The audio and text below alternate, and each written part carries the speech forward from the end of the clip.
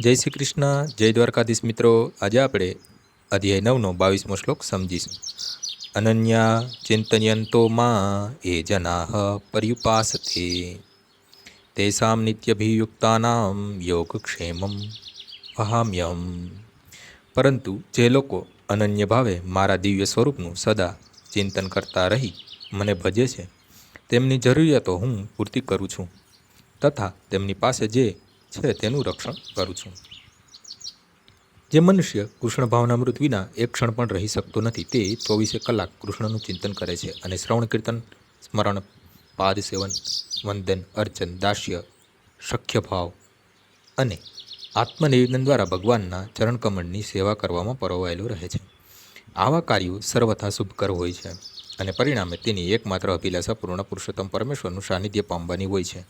આવો ભક્ત નિસંદેહ કોઈ પણ મુશ્કેલી વગર ભગવાન પાસે પહોંચે છે. આને યોગ કહેવાય છે. આવો ભક્ત ભગવત કૃપાથી આ સંસારની ભૌતિક દશામાં પાછો આવતો નથી.